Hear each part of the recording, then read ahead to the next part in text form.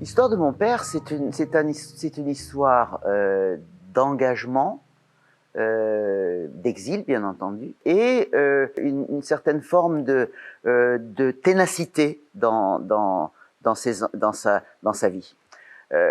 Il était donc militant communiste. Il était militant d'un parti à l'époque, dans les années 40, qui s'appelait le Parti ouvrier paysan en Turquie, qui n'était pas un parti légal. Et puis la situation en Turquie à la fin des années 40 a commencé à être très très dure à l'égard des socialistes, des communistes, de toute la gauche.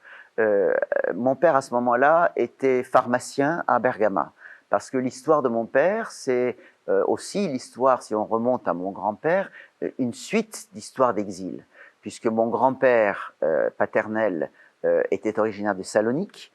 Il avait une pharmacie à Salonique, et après la Première Guerre mondiale, comme beaucoup d'autres personnes, a dû donc quitter, à la chute de l'Empire ottoman, a dû quitter la Grèce, le Salonique, pour venir s'expatrier dans son pays d'origine, la Turquie, où là, l'État accordait un certain nombre de facilités aux gens qui venaient des anciens territoires conquis par l'Empire ottoman. Et donc, mon grand-père étant pharmacien dans la région de Yenice-Vardar à Salonique, a eu la possibilité d'obtenir une pharmacie à Bergama, dans la région d'Izmir. Donc là, il y a déjà l'exil de mon grand-père. Et puis, mon père, il perd mon grand-père qui s'appelait Avni Bey très très tôt, puisque mon père a 6 ans quand son père décède d'une tuberculose, et il se retrouve avec sa mère. Ma grand-mère était une femme qui n'était pas lettrée, mais qui avait une espèce de caractère très tenace et très fort caractère.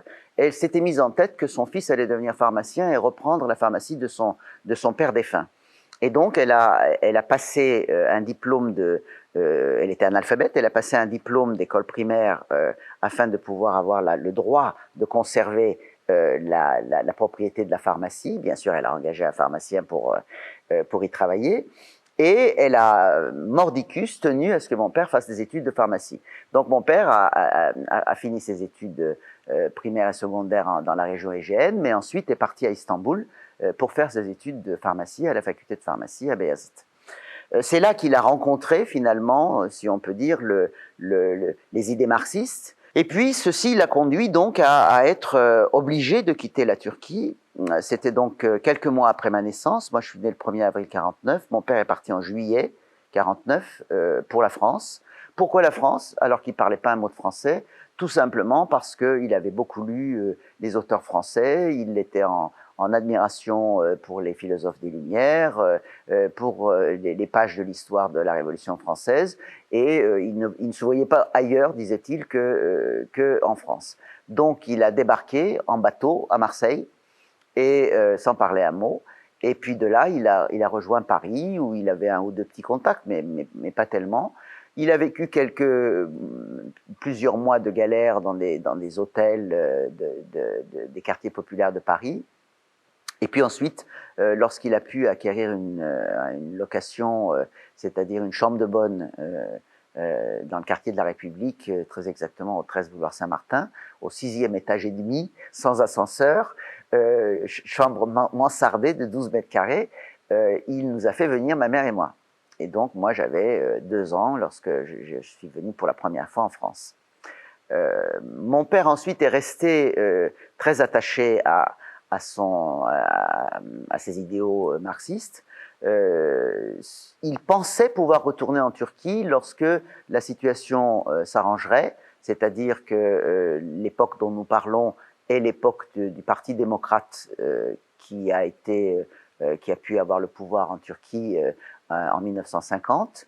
Et il espérait que lorsque ce parti ne serait plus en avant de la scène, peut-être qu'il pourrait rentrer. Il a même d'ailleurs, lorsqu'il y a eu un coup d'État militaire en 1960, il a écrit un courrier pour dire « je suis prêt à revenir, à faire mon service militaire, y compris avec les pénalités, etc. » Et c'est à ce moment-là qu'il a reçu un courrier de la part de l'ambassade de Turquie après sa demande, qui lui disait que malheureusement, il était déchu de la nationalité turque, donc il ne pouvait pas retourner.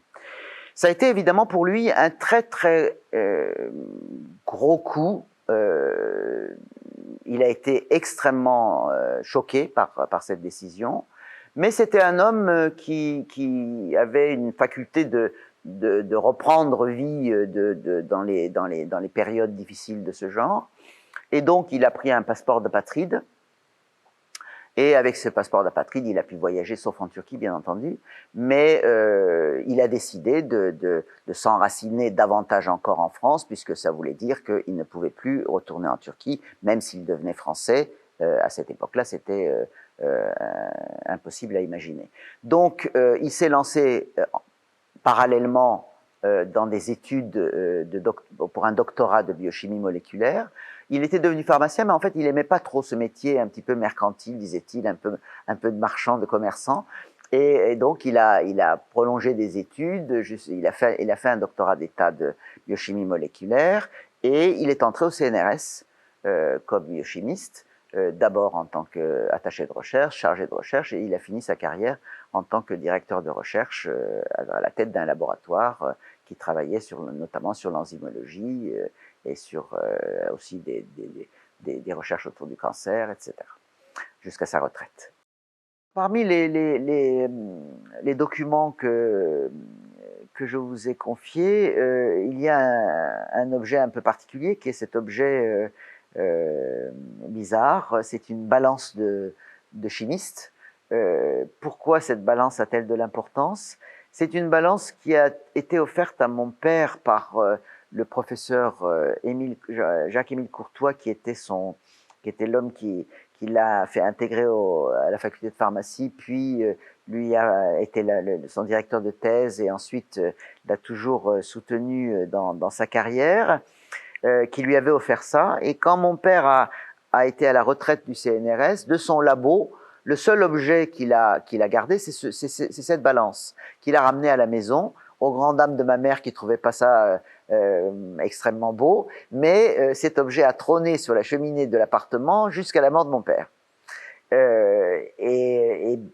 Ça arrive à tout le monde, je pense, mais il y a des choses sur lesquelles on ne parle pas vraiment du vivant des gens.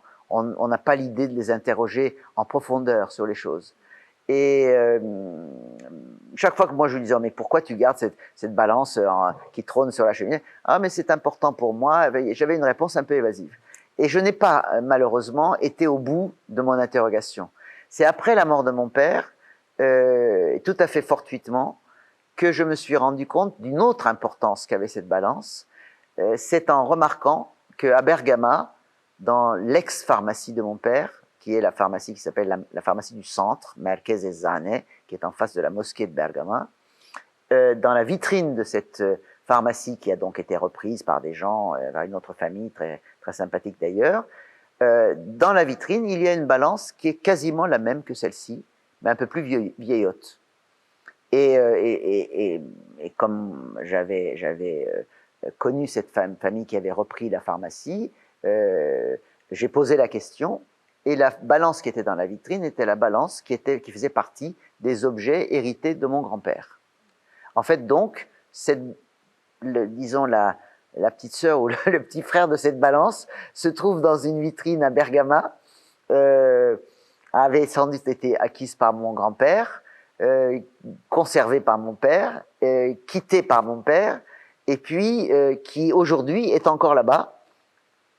Et sans doute cette balance qui rappelait beaucoup l'autre avait une espèce de